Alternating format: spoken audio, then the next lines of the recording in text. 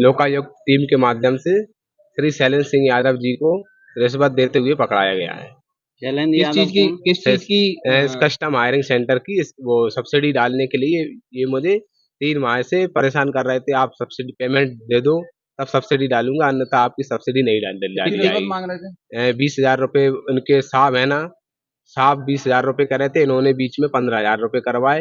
5,000 रुपए मैंने किसी के इन्होंने खाते पर डलवाए मुझसे। तो इनका नंबर नहीं दिया, किसी दूसरे व्यक्ति का नंबर दिया और उसके खाते में मैंने 5,000 रुपए भेजे और 10,000 रुपए की आज रिश्वत देते हुए पकड़ाए गए। रिश्वत की मांग कौन कौन ने की थी?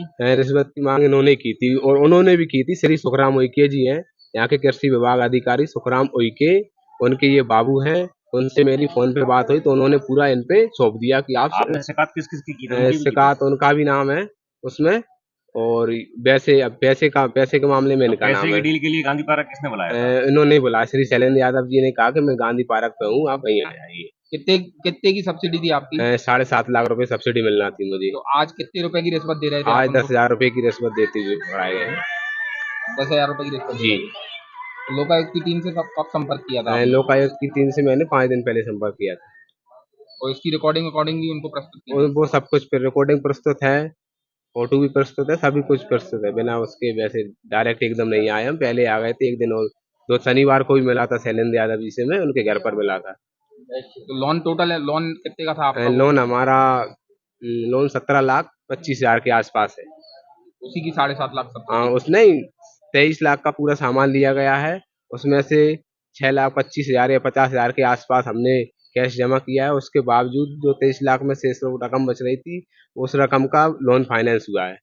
तो उसको भुगतान जारी करने के लिए पैसे मांग रहे हैं? भुगतान सब्सिडी डालने के लिए 4 फरवरी से, ये सबसे पहले 18 फरवरी को हमारे यहाँ गए, मेरे गांव पे ग्राम घवरा में गए यही कृषि यंत्र चेक करने के लिए। तो इन्होंने कृषि यंत्र वेरीफाई किया तो वहाँ भी मतलब कुछ कुछ कहने लगे हमको, मतलब बहुत बुरा लगा, ऐसे शब्द भी किए कि मैं यहाँ कह नहीं सकता आप सभी के सामने। इन्हीं ने शैलेंद्र यादव?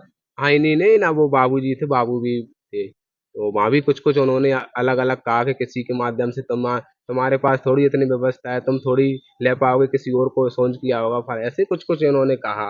और फिर यहाँ से लौटते हुए भी इन्होंने कहा कि आप सामान को इधर उधर नहीं करना, तहसीलदार साहब आएंगे और एसडीएम, और इस सामान को कलेक्टर साहब भी चेक करने आएंगे, उनको हम आदेश देंगे। और फिर उसके बाद मैंने कहा, जो यहाँ से आने लगे वापस घर की तरफ, तो फिर उन्होंने मैंने कहा मैं सर हम की रिपोर्ट तैयार करते हैं, 1-2 दिन में मिल लो। तो 7 दिन तक कुछ नहीं हुआ। तो 7 दिन बाद मैंने इनको फ़ोन लगाया श्री शैलेंद्र यादव जी को, तो इन्होंने मुझे बताया कि वो पेमेंट दे दो आप, फिर करवा देंगे आपकी सब्सिडी। तो मैंने कहा कुछ कम कर लो।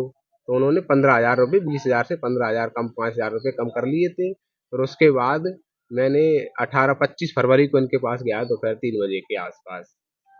फिर उसके बाद मैंने 18 कुछ दिन मैंने पेमेंट नहीं डाला। फ़ोन पे बात हुई इनसे मेरी कि आप डाल दीजिए, जैसे अगर डल जाएगी तो फिर देख लेंगे।